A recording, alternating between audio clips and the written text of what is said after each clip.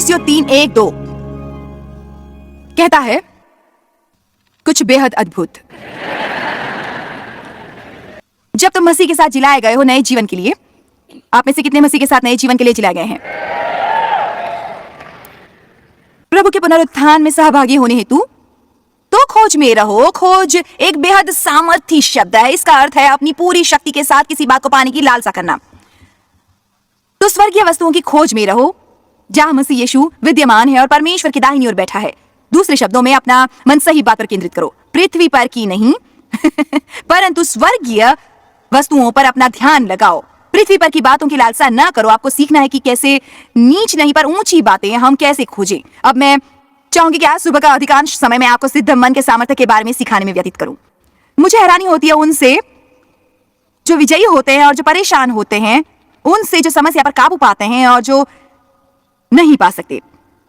मुझे हैरानी होती है जब दो लोग शोषण, अपमान और त्याग सह लेते हैं।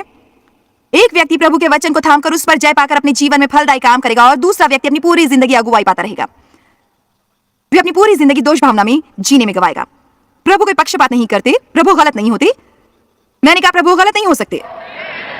खैर तो ये शैतान है खैर यह हर एक के पीछे होता है, इसलिए हमें सतर्क रहना चाहिए। हमें जिम्मेदारी लेकर ये कहना चाहिए कि यदि कोई स्वस्थ होना चाहता है तो वो मैं हूं। यदि कोई भी जय पा सकता है तो मैं भी जय पाऊंगा। यदि कोई भी कर्ज मुक्त हो सकता है तो मैं भी कर्ज मुक्त होऊंगा। आमीन। और आपको दृढ़ निश्चय करना होगा कि आप कभी हार नहीं मानेंगे और आप वो सब पालेंगे जिसे देने हेतु यीशु ने मौत सही। और पल भर के लिए भी ना सोचें कि शैतान आपके सामने लाल कालीन बिछाकर कहेगा, ओह तुमने अच्छा निर्णय लिया, मैं तुम्हें नहीं सताऊंगा। नहीं, वो उसे अगले स्तर ले जाएगा। वो उसे तपती हुई भट्टी बनाएगा और उसे पहले से 7 गुना ज्यादा तपाएगा। और उसके ऐसा करते ही आपको दृढ़ निश्चय करके कहना होगा, तुमने सुना नहीं मैंने क्या कहा, मैंने एक दृढ़ निश्चय कर लिया है। देखो मैं चाहती हूँ कि आप इसे समझे। दृढ़ निश्चय के मन की सामर्थ्य। अपने मन में निराशा न लाना। देखो मुझ में ये नहीं है, ये बड़ा मुश्किल है, ये शैतान का काम है और मुझे मदद करने वाला कोई नहीं है, कोई मुझे नहीं चाहता। हाँ मैं समझ सकती हूँ और इसलिए आपको सच्चाई बता रही हूँ। मैं समझ सकती हूँ इसीलिए सच्चाई बता रही हूँ। मैं समझ सकती हूँ, मैं बिल्कुल समझ सकती हूँ और जानती हूँ कि यदि आपने निश्चय नहीं किया कि आप वो पालेंगे जिसके लिए यीशु ने मौत सही, तो आपके आसपास हमेशा शैतान या कोई दुष्ट व्यक्ति खड़ा रहेगा ताकि आपसे वो छीन लेगा। आज मैं चाहती हूँ कि आप दृढ़ निश्चय करें। मैं चाहती हूँ कि आपका मुख ज्वाला जैसा बने और आप आगे बढ़कर कहें, यहाँ वो दिन है जहाँ से मेरा जीवन बदल जाएगा। मैं चाहती हूँ कि आप पवित्र आत्मा से भरे। मैं चाहती हूँ कि आप पवित्र क्रोध से भरकर कहें, शैतान तूने मुझसे काफी छीना है, अब मैं पीछे नहीं हटूंगा और मैं निराश नहीं होऊंगा। मैं ये पालूंगा जिसके लिए यीशु ने अपनी जान दी। और मुझे खुशी है कि एक आग आपके दिल में जल रही है, पर मुझे आपको सच बताना है। ये जरूरी है कि मैं आपको सच बताऊं। आप घर जाओगे तो डिलीवरी ये साथ नहीं होगा मैं नहीं रहूंगी, पर प्रभु आपके साथ होंगे। और जब आप आधी रात को आपके सामने मुंह आकर खड़ा होता है, तब आपको प्रभु से लिपट कर कहना है, मैं जा पाऊंगा। आपके लिए प्रभु की अच्छी योजना है। आपकी नाव छूट नहीं गई, आपको देर नहीं हुई, आप बूढ़े नहीं हो, आपने ज्यादा गलतियां नहीं की हैं। आपके लिए प्रभु की अच्छी योजना है, पर आपको सीखना होगा कि हम प्रभु की तरह कैसे सोचें और प्रभु की तरह कैसे बोलें और अपनी भावनाओं के अनुसार जीना कैसे छोड़ दें। हम अपनी भावनाओं को सहलाते रहते हैं। हमें समर्पण चाहिए। उत्तेजित होना बेकार है। उत्तेजित होने का अर्थ है आपको उत्साहित होने हेतु कोई बाहरी प्रेरणा चाहिए। मुझे इसकी जरूरत नहीं है। समर्पण यानी हेतुपूर्वक काम करना आमीन। आप हेतुपूर्वक कुछ करते हो। अब ऐसे कई क्षेत्र हैं जिनके बारे में मैंने सोच रखा है और इस पर हम काफी सीख सकते हैं, पर आज हम इनसे कुछ ही बातें देखेंगे। मैंने दृढ़ निश्चय किया है कि मैं शांति पालूंगी अब मुझे शांति के बिना जीना पड़ा लंबे लंबे लंबे समय तक। अगर आपको परेशान होना है तो कोई ना कोई परेशानी हमेशा होती है। शैतान आपको परेशान करता है। आपको परेशान करने वाली हर एक बात से वो वाकिफ होता है। तो ये उम्मीद करना छोड़ दो कि आपके हालात बदल जाएंगे और कहो मुझे बदलने की जरूरत है। मुझे हर बात की तरफ अपनी प्रतिक्रिया बदलनी ही होगी। शांति पाने के लिए मुझे एक बात करनी जरूरी थी और वो थी अपनी दिनचर्या को अति व्यस्त न करना, किसी ऐसी बात के लिए समर्पित न होना जिसमें समझदारी नहीं होगी। आमीन। और लोगों के प्रति खुद को अनुकूल बनाने हेतु तैयार रहें। ऐसी धारणा न बनाएं कि आप हमेशा अपने तरीके से खुशी हासिल कर लेंगे, क्योंकि आज ऐसा हो सकता है जो आपकी पसंद का ना हो या जिसकी योजना आपने न बनाई हो। और अब अवश्य है कि आप अपना मन सिद्ध करें, और आप अपना मन सुबह सिद्ध करें। अगर मेरा दिन मेरी इच्छा के अनुसार ना बीते तो अभी मैं प्रभु की शांति में बने रहने का मन बना रहा हूं। आप अपने मन को सिद्ध करें, आप उसे समय से पहले सिद्ध करें। मैं चाहूंगा कि आप अपने समय में से रोज सुबह 10 या 15 मिनट प्रभु के साथ बिताएं, और मैं चाहती हूं कि आप अपना मन प्रभु की बातों से भरें। आप ये कहना सीखें, आज मैं शांति में बना रहूंगा। और जब आपको लगे कि आप अशांत हो रहे हैं, देखो ये यहां से शुरू होता है, तब सिर्फ कहो नहीं, पहले मैं वहां गया था, अब दोबारा नहीं जाऊंगा। अगर आप किसी के मामले में टांग ना अड़ाओगे तो काफी शांति मिलेगी आपको। यह अविश्वसनीय है कि मेरे जीवन में कितनी बार मैं ऐसी बातों के कारण परेशान हुई थी जिनका मेरे साथ कोई लेना देना नहीं था। मैं ऐसे मामलों में उलझती रहती थी। मैंने सही कहा ना? बातों को खोद कर निकालने की कोशिश ना करें जिनके साथ आपका कोई वास्ता नहीं है। आमीन। पिछले हफ्ते किसी ने कहा, ओ हाँ, वे फिर आपके बारे में रेडियो पर बोल रहे थे। मैंने कहा मैं जानती थी। पहले मैं पूछती थी क्या कहा, किसने कहा। इन बातों से मैं परेशान होती थी। मैंने अपना मन सिद्ध किया है कि मैं आसानी से चोट नहीं खाऊंगी। मैंने अपना मन सिद्ध किया है कि मैं परेशान न होंगी। मुझे तेज गुस्सा नहीं आता, मैं भावुक नहीं हूं, मैं आसानी से अपमानित नहीं होती। आपने मुझे सताया तो मैं आपको माफ करूंगी। मैंने अपना मन सिद्ध किया है। चलो अब मैं जानती हूं मन कहता है, मुझे लगता है, पर आप और नहीं। मुझे क्या लगता है इसकी मुझे फिक्र नहीं है। शैतान, मैं जानती हूं मुझे क्या करना है। क्या आज इसे कोई समझ रहा है? मुझे क्या लगता है इसकी मुझे कोई परवाह नहीं है। मैं जानती हूं मुझे क्या करना है। अब मेरी दोस्त और सहकर्मी जिसने मुझे पिछले हफ्ते कहा था कि मुझे किसी को चोट पहुंचाने का मन कर रहा है, वो बोली उस रात मैं घर गई और मैंने अपने आप से बातें की। आगे वो बोली, मैंने अपने आप से कहा चलो भी अपने मन को सिद्ध करो, दृढ़ निश्चय करके खुद पर तरस खाना छोड़ दो और वही करो जो करना चाहिए। अपने आप से बातें करो, कहो मुझे चाहे कुछ भी क्यों न लगे। मैं जानती थी मुझे क्या करना है, मुझे क्या करना है, मुझे क्या करना है, मुझे इसके बारे में औरों को ना बताएं। मुझे कुछ भी क्यों ना लगे, मैं जानती हूं मुझे क्या करना है। 2 तीमुथियुस 2:23-24 पर मूर्खता, मुझे ये खूब पसंद है, पर मूर्खता और अविद्या के विवादों से अलग रहें, यानी बेकार की बहस और मूर्खता भरी बातों को अपने आप से दूर रखो, क्योंकि तू जानता है इससे झगड़े उत्पन्न होते हैं। परमेश्वर के हास को झगड़ालू नहीं होना चाहिए, अतृप्त और शिकायती, पर वो सबके साथ कोमल और शिक्षा में निपुण और सहनशील हो और शांतिपूर्ण भी। वो एक निपुण और यथा योग्य शिक्षक हो, सहनशील और कोमल और अन्याय सहने के लिए तैयार। इसका पहला भाग दोबारा देखेंगे। मैं चाहती हूँ हम पद 23 दोबारा पढ़ें। पर मूर्खता और अविद्या के विवादों से अलग रहे,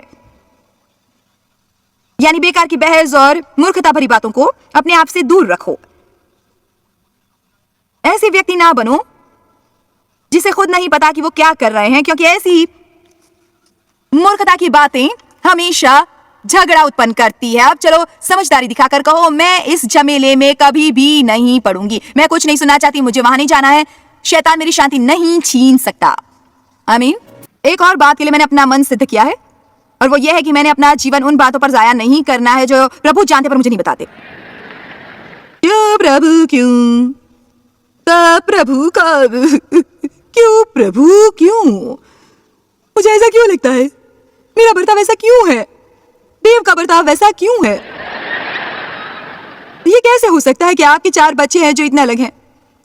मैंने क्या गलत किया, लोग मेरे बारे में अच्छा क्यों नहीं बोलते, ये ऐसा क्यों हुआ, मुझे क्यों लग रहा है आप कब सफल होंगे, क्यों, कब कब, क्यों क्यों क्यों, कब कब कब कब। अगर आज यहाँ आने के बाद मैंने पूछा होता कि आप में से कितनों का मन बेशुमार दुविधा से भरा है, तो दावे के साथ कह सकती हूँ कि 80 या 90% हाथ ऊपर उठ गए होते। हमारे प्रभु गड़बड़ी के करता नहीं है। हम दुविधा में क्यों पड़ते हैं? क्योंकि हम प्रभु के राज जानना चाहते हैं। अगर आप तर्क नहीं करोगे तो दुविधा में नहीं पड़ोगे। मेरे साथ क्या होगा, किसके साथ शादी होगी, क्या मेरी कभी शादी होगी, और अगर मेरी शादी नहीं हुई तो मेरा क्या होगा, बुढ़ापे में मेरी देखभाल कौन करेगा। जितना अधिक आप अपना मन घुमाते और घुमाते और घुमाते और घुमाते और घुमाते रहोगे, उतना अधिक आप निराशा से घिरकर दुविधा में पड़ते जाओगे। और जब आप सोचोगे कि आपको जवाब मिल गया है, तब भी वो सच नहीं होता, क्योंकि जो कुछ आपको लगता है कि आपका जवाब है, वो आखिरकार कुछ और ही साबित होता है।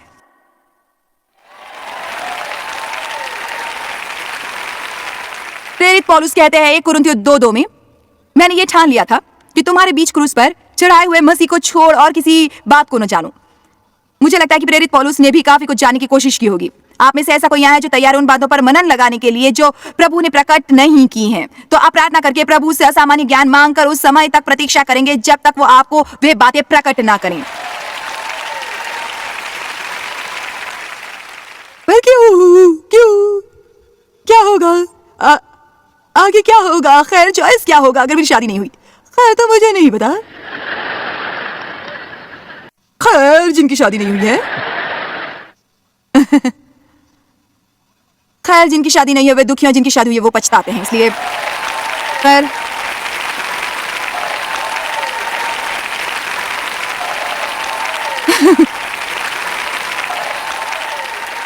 मैं और बता सकती हूँ टीवी पर बताने से पहले चाहे वो काट सकते हैं। जिनकी शादी नहीं हुई है वो यौन संबंध चाहते हैं और जिनकी हुई है वो दूर भागते हैं।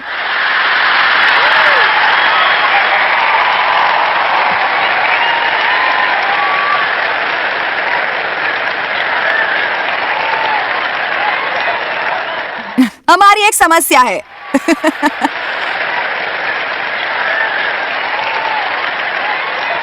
अरे हम तो हद से ज्यादा मजे कर रहे हैं।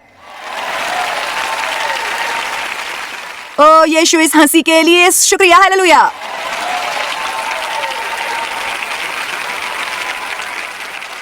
मैंने अपना मन सिद्ध किया है कि मैं अपने जीवन का लुत्फ उठाऊंगी।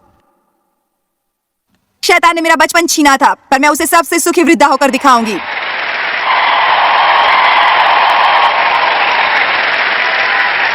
उम्र में बुजुर्ग। देखो मैं मेहनत करती हूं पर मैंने इसे पुल पीट का लुत्फ उठाने को निश्चय किया है। इन सभाओं का मैं हमेशा आनंद लेती हूं। मैं अपने पति का आनंद लेती हूं, मैं अपने बच्चों में आनंदित हूं, मैं अपने आप में खुश हूं, मैं प्रभु में आनंदित हूं, मैं अपने घर में खुश हूं। संसार में चलने वाली फिजूल बातें मेरे कानों पर आती रहती है और जब भी मैं कोई नई बात सुनती हूं तो कहती हूं मैं अपने आप से खुश हूं। मैं खुशी चूसने वालों को मेरी कोई खुशी चूसने नहीं दूंगी, क्योंकि जो कुछ भी संसार में चल रहा है मैं उसके बारे में कुछ नहीं कर सकती। मैं सिर्फ वही करूंगी जो मुझे करना चाहिए। मैं प्रार्थना करके प्रभु पर भरोसा करूंगी और अपनी आवाज जाहिर करूंगी और जितने दिन जीऊंगी उतने दिन आनंद उठाऊंगी। चलो भी आप नहीं जानते मुझे कैसा लगता है। मुझे आपको पकड़ने पर उकसाना नहीं। जो मुझे टीवी पर देख रहे हैं वो ये ना सोचे कि मैं यहाँ के लोगों से बातें कर रही हूँ। आप उठिए और अपने भीतर की वो पुरानी निराशा और निराशा की भावना त्याग कर कहो आज का दिन प्रभु ने बनाया है, मैं उसमें आनंदित रहूंगी। मैंने अपना मन सिद्ध किया है। यूहन्ना 10:10 चोर आता है सिर्फ हत्या चोरी और नाश करने पर। यीशु ने कहा मैं आया हूं जीवन देने ताकि आप जीवन का आनंद लो और वो भी बहुतायत का जीवन देने ताकि वो उमड़ कर बहे। अब अविवाहित हो तो अपनी आजादी का खुलकर आनंद लो। अगर आपको बाहर जाकर कुछ खरीदना हो तो आपको घर फोन करके पैसे खर्च करने हैं तो किसी से इजाजत नहीं मांगनी होगी।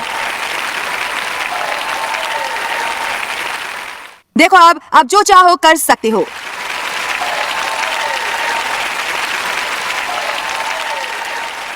और यदि आपके पति हैं तो आनंद करो, उसका दिमाग मत खाओ। सिर्फ ये मत देखो कि उसमें कितनी खामियां हैं। बाइबल कहती है कि पत्नी अपने पति की अधीनता में बनी रहे।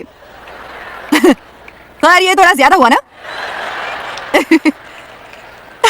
ऐसे मत देखो जैसे मैंने गोली मारी हो।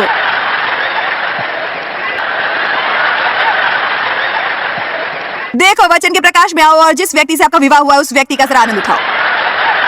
देखो मैं और डेव हमेशा गुटरगु करते रहते हैं। हम दोनों का जीवन एक नए लूसी और डेसी शो जैसा है। पर इसके लिए यानी इसका राज जानने से मुझे पूरे 10 साल लगे और हमारे वैवाहिक जीवन के 5 साल पहले तक ये बात मेरे पल्ले नहीं पड़ी थी।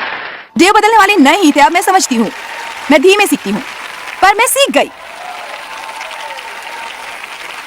और अब समर्पित हूँ। तो अगर वो नहीं बदलेंगे तो मैं समर्पित हूँ। आमीन। अब हमने इतनी समझदारी है कि हमने तय किया है कि अब हम काम समझदारी से करेंगे। मेरे काम मैं करती हूँ, उनके काम वो करते हैं। कई बार जब वो घर लौटते हैं तो मैं कहती हूँ देखो कहीं और जाओ। शु शु शु शु। मुझे आजादी चाहिए। आमीन।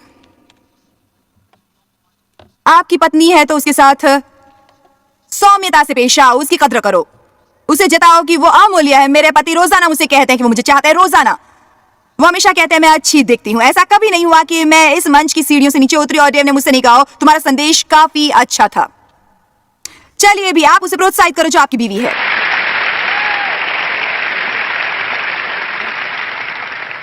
मैंने ठान लिया है कि मैं दिलदार बनूंगी, मैंने ठान लिया है कि मैं प्रेम में चलूंगी। ये भी थोड़ा ज्यादा हुआ, हम तो स्वार्थी और आत्म केंद्रित है। मेरा क्या होगा, मेरा क्या होगा, मेरा क्या होगा, मेरा क्या होगा, मेरा क्या होगा, मेरा क्या होगा। वो गाना सुन सुनकर मैं पक गई हूं। अब नया गीत गाने का वक्त है।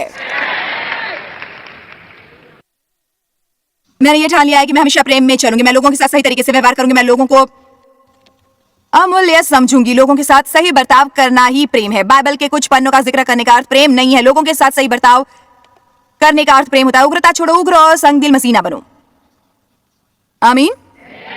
प्रेम पर आधारित आखिरी सीडी खरीदने के चक्कर में आप उसी सीडी के दुकानदार का दिल न दुखाएं।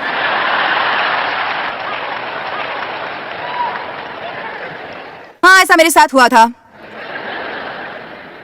अब दृढ़ निश्चय के साथ सदा प्रेम में चलो। उदार बनने हेतु निश्चय करो। आप अपनी भावनाओं की ना सुने, क्योंकि आपकी भावनाएं कहेंगी तुम ये सब मत करो। बड़ी टिप्स दो, छोटी छोटी टिप्स मत दो। अच्छे तोहफे खरीदो, औरों के लिए ऐसे तोहफे खरीदो मानो वो आपके लिए हो। जिंदगी भर ये मत गाओ सस्ता सस्ता सस्ता सस्ता सस्ता। चलो भी, मैं उनसे अच्छा सलूक क्यों करूं, उन्होंने ऐसा किया है। आपको अच्छा बर्ताव करना है क्योंकि आप प्रभु के हो। आपको ऊंचे स्तर पर पहुंचना है, आपको ऊपर उठना है। मन को परखो, मन से संबंधित हर वचन का अभ्यास करो। सोचने के बारे में बाइबल क्या कहती है देखो।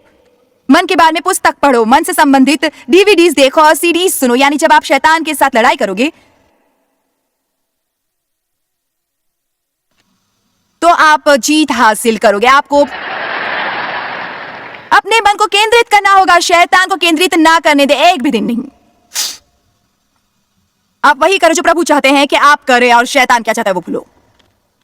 आपको अपने हर दिन की शुरुआत प्रभु के साथ करनी है, अच्छे से पेश आकर, क्योंकि आप वही करोगे जैसे आप सोचोगे, इसलिए अच्छा सोचो। हर सुबह आप सोचो कि आप हर बंदा जो आपके सामने आएगा उससे आप अच्छे से पेश आओगे। कभी भी बुरा बर्ताव करने के बारे में आप ना सोचे, इससे आपका जीवन बदलेगा। आप अच्छा सोचोगे तो अच्छे इंसान बनोगे। आमीन। ठीक है, अब थोड़ा सा आगे बढ़ने की कोशिश करते हैं। हालेलुया। रोमियो 12:2 कहता है इस संसार के सदृश न बनो बल्कि बदलते जाओ। और इसका अर्थ है संपूर्ण बदलाव, मन के नए हो जाने से आया हुआ। क्या अद्भुत वचन है ये। अगर आपने अपने मन का नवीनीकरण नहीं किया तो आपको वो जीवन कभी नहीं मिलेगा जिसके लिए यीशु ने अपनी जान दी। पर प्रभु चाहते हैं कि आपको वो मिले, तो आप इसे जरूर देखें। सारी जानकारी लिख दीजिए और इस शिक्षा की प्रतियां अभी अपने लिए प्राप्त कीजिए।